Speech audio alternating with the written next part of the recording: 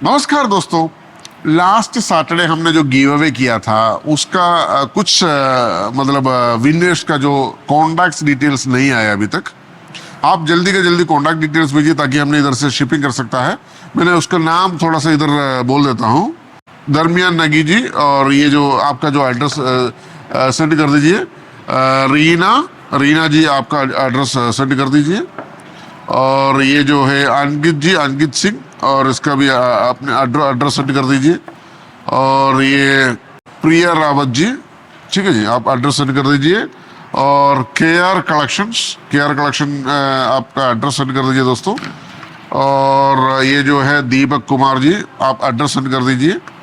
और ये जो फर्स्ट प्राइज विनर्स है, और उत्तम जी, ठीक है, उत्तम जी आपका एड्रेस सेंड कर दीजिए। और दूसरा क्या है अपना जो ऋतिका, यस ऋतिका यस।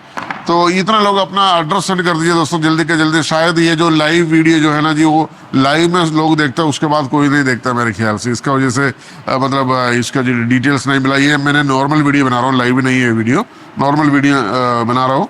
आप जल्दी के जल्दी, हमारा जो व्हाट्सअप नंबर है 8078311945 और 8606093110, इसमें अपना जो एड्रेस, शिपिंग एड्रेस सेंड कर दीजिए दोस्तों, ताकि हमने जो विनर्स को ये जो गिफ्ट वगैरह सारा सब कुछ जल्दी के जल्दी शिपिंग कर सकता है। उसमें से एक या दो मेरे ख्याल से एड्रेस आया हुआ है, बाकी आए नहीं।